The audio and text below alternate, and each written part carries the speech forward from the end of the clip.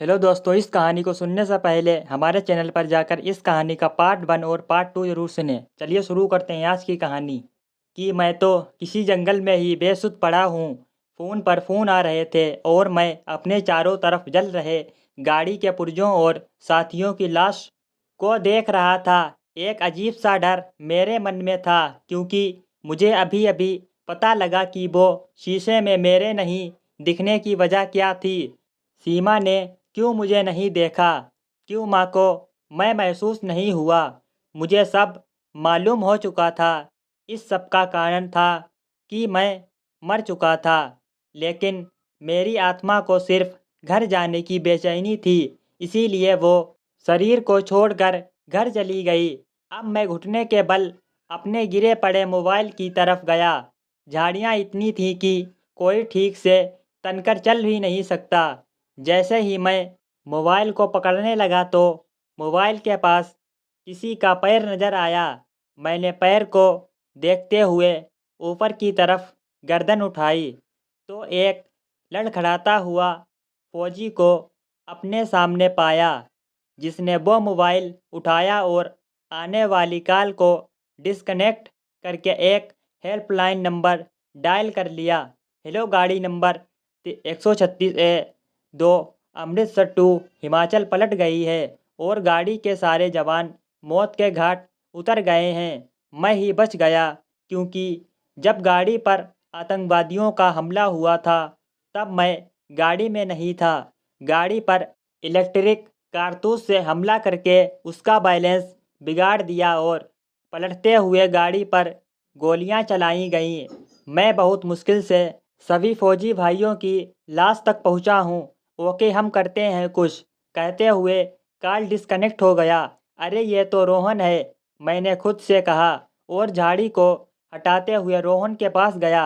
रोहन से मैं कुछ कहता कि एक बार फिर सीमा का कॉल आया। रोहन ने नाम पढ़ा और कहा, क्या कहूँ मैं सीमा भाभी को? कैसे उठाऊँ फ़ोन? अरे उठा लेना, प्लीज़ उठा ले और बोल दे कि सोहित आ रहा है।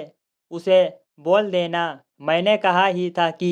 रोहन भी बोल पड़ा, मुझ में नहीं हिम्मत, लेकिन सोहित जाएगा। सोहित घर तो जाएगा, वो भी पूरे शान से। तिरंगा उसका कफन होगा, तिरंगा में लिपट कर सोहित घर पहुँचेगा। उससे पहले पहुँच चुकी होगी उसकी कहानी। जिस तरह उसने इन 8 सालों में आतंकवादियों का जीना हराम किया था, घुसपैठियों को उनके कैंप में घुसकर मारने का खिताब भी तो सोहित को हासिल है।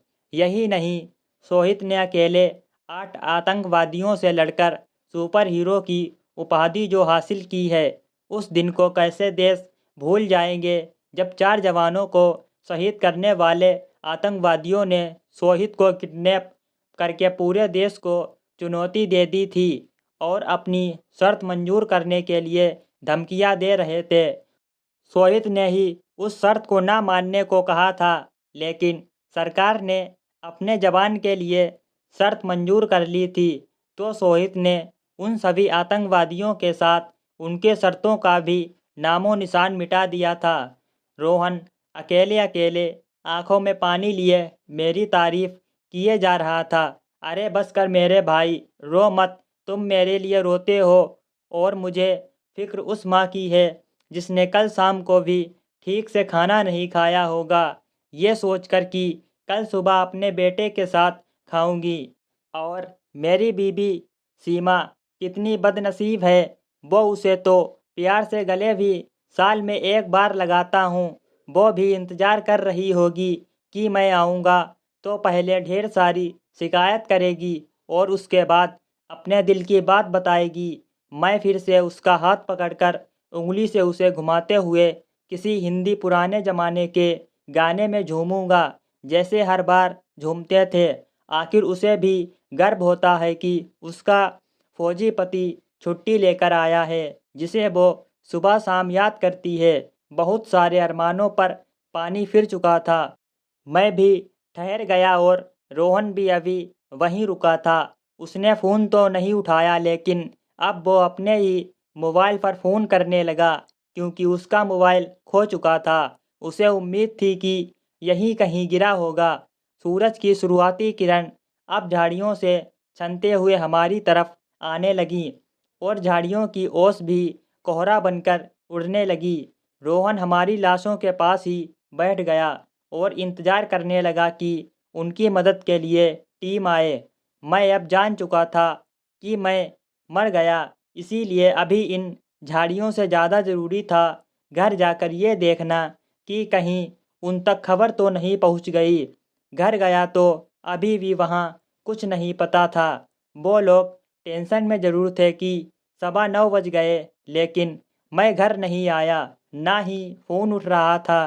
तेरे पास उसके दोस्त का नंबर होगा, किसी को फ़ोन करके पूछ, माँ ने सीमा से कहा।